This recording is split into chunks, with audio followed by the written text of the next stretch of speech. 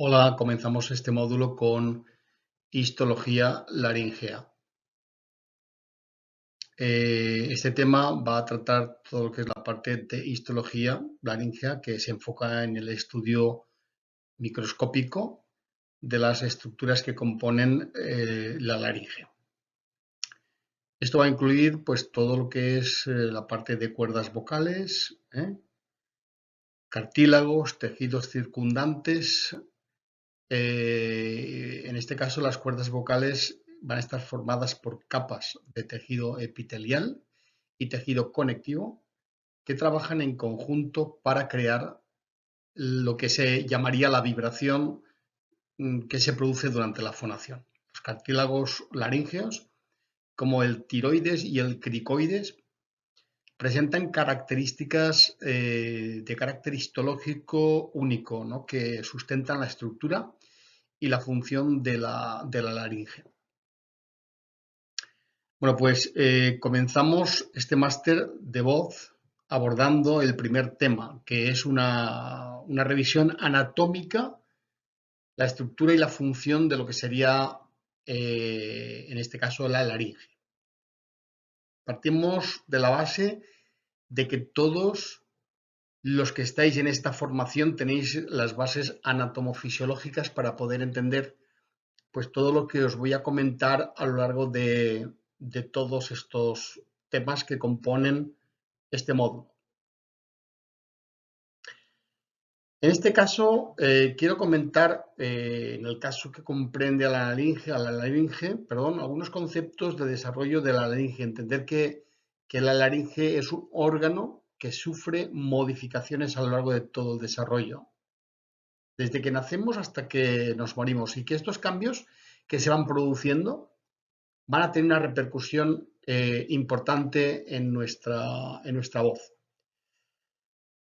Vamos a hablar de las partes más importantes de la laringe, desde el punto de vista dinámico. También lo vamos a abordar desde la parte de la biomecánica, para entender cómo funcionan esta dinámica, ¿no? Vamos a hablar de los cartílagos y de las articulaciones y ligamentos que componen la laringe. También respecto a esta musculatura que comprende a la laringe, vamos a focalizar y a centralizar inicialmente, nos vamos a centralizar más en la parte intrínseca, ¿no?, aunque no vamos a dejar al lado la parte extrínseca, que creo que es muy importante. En este caso vamos a hablar también de esta parte extrínseca de esta musculatura, que es diferente y desde luego no está tan involucrada en lo que sería la biomecánica concreta de la voz, pero sí que en otros componentes va a estar involucrada. Vamos también a hablar de la organización histológica del pliegue bucal. Este apartado es muy interesante, ya que la histología del pliegue vocal tiene una repercusión en la biomecánica, ¿no?, y tiene una repercusión evidentemente en la voz, y por tanto un estudio, una repercusión más directa, ¿no?, y por tanto un estudio nos orientaría sobre el proceso por el cual se desarrolla la voz. Todo esto es lo que vamos a ir viendo un poco en todo el curso, en todo lo que es la parte que comprende este bloque. Y la función principal de la laringe pues, es proteger y cerrar, comportándose como una válvula, regulando la entrada y la salida del aire, ¿no?, que llega desde los pulmones y también que entra desde fuera. De esta manera realiza una función fundamental de protección, impidiendo que cualquier agente extraño entre en la vía respiratoria, e igualmente te permite generar, ¿no?, la presión llamada subglótica, ¿no?, necesaria para crear el reflejo tusígeno y para poder expulsar hacia el aire cualquier agente extraño que ha entrado en la vía respiratoria, y en este caso la presión subglótica estaría más referenciada a la parte de dejar salir y crear esa vibración, ¿no? Tiene una función muy importante para el soporte de estructuras y también para la generación de fuerza. Todo eso estaría más bien asociado con la función de lo que es esa válvula de contención cuando la laringe se cierra, ¿no? Cierra la salida del aire de los pulmones y permite que se genere fuerza, porque permite que la caja torácica quede fijada y los músculos y estos puedan desarrollar su fuerza tomando como punto fijo el punto de origen de la caja torácica. Así pues, la laringe tiene una función de soporte y fijación de otras estructuras musculares, como por ejemplo podría ser la estructura del supraioidea o infraioidea, a través del ioides. Fundamentalmente la musculatura infraioidea por su papel fundamental en la deglución, ya que el movimiento de la laringe, el ascenso de esta es fundamental para que la epiglotis pueda cerrar y proteger esta vía respiratoria durante el proceso de deglución. La función de la laringe tiene muchas más aptitudes.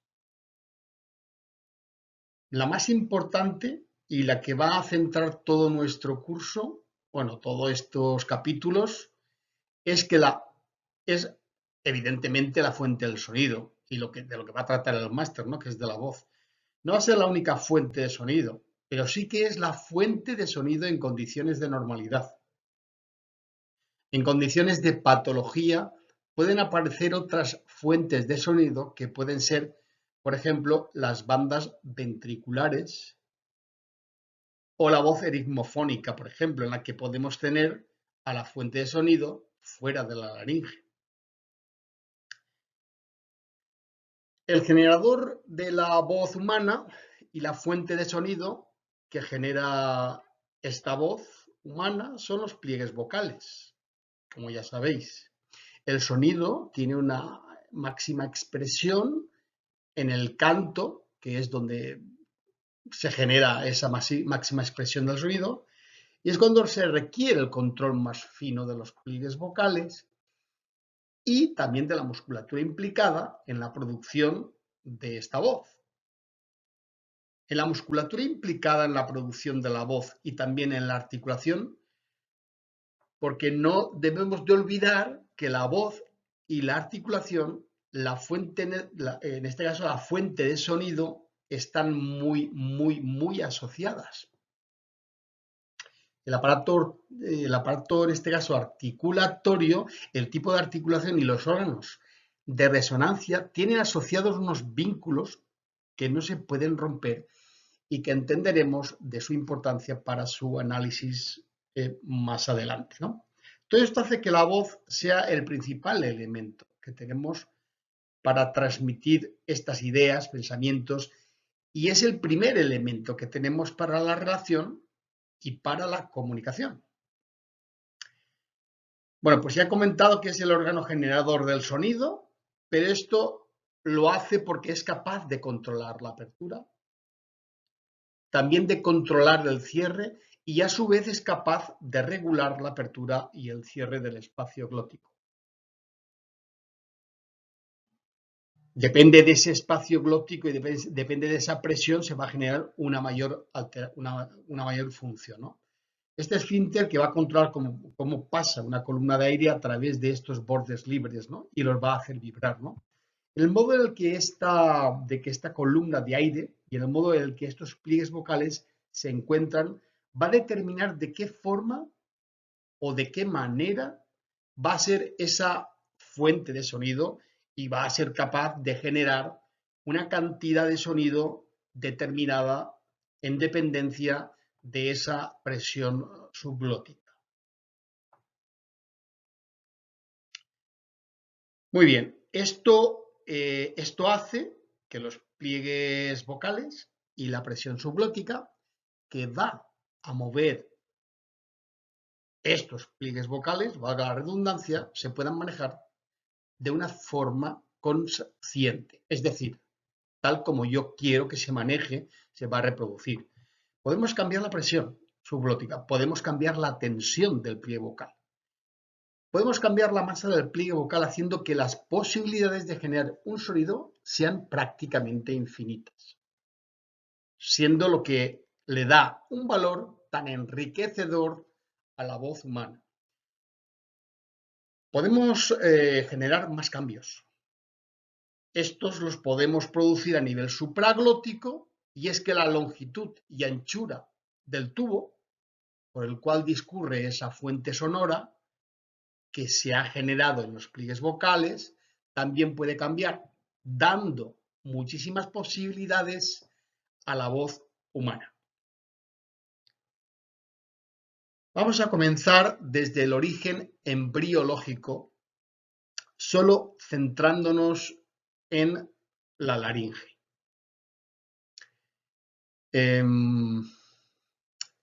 Durante el periodo embrionario se diferencian diferentes campañas y hay una capa, diferentes capas, y hay una de ellas que se denomina endodermo, que crea un tubo que va a ser el tubo digestivo.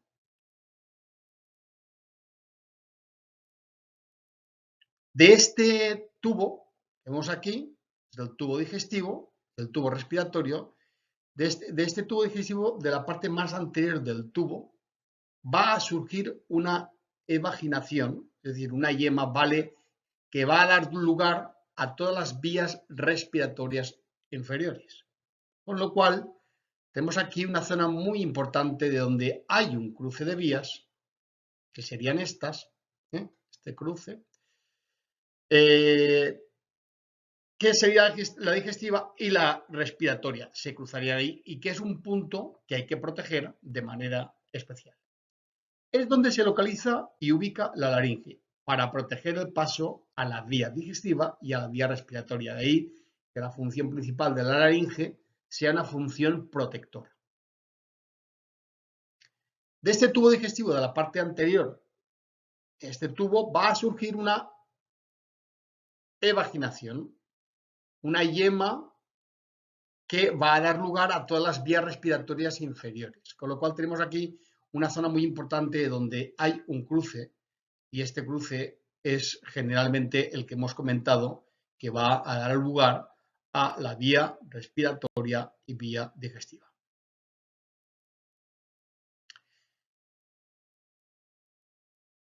Los elementos de la laringe derivan de unas estructuras que hay en un embrión llamados arcos braquiales. Tenemos el primero, segundo, tercero y último, que se van a llamar cuarto, más el sexto. El cuarto y el sexto arco braquial van a ser el origen de las estructuras. Los cartílagos y los músculos, de las estructuras que van a estar muy relacionadas con lo que vamos a hablar, y que van a dar lugar a lo que es la laringe. Esto hace que la musculatura intrínseca de la laringe va a derivar de este cuarto y sexto arco braquial. Es decir, que se van a unir. Se van a unir y el quinto pues desaparece. En este caso no suele desarrollarse el quinto arco faríngeo. Si aparece será rudimentario, y es por eso que el cuarto y el sexto se van a fusionar y van a crear esta particularidad aquí, que sería la que va a estar relacionada con la laringe, ¿vale? Aquí tenemos el cuarto y el sexto se fusionan, ¿vale? Todo está inervado por el nervio vago, porque todo lo que surge del cuarto y sexto arco braquial o arco faríngeo, como queráis decir, es territorio del nervio vago. Por tanto, dos conceptos que tenemos que tener claros y que nos vamos a llevar de la parte de embriología. El primero es la relación importante entre el tubo digestivo y el respiratorio, y como la laringe se postula como el elemento fundamental de protección. Y número dos, su inervación viene marcada por su origen embriológico. Su inervación viene marcada por su origen embriológico. Acordaros, nervio vago.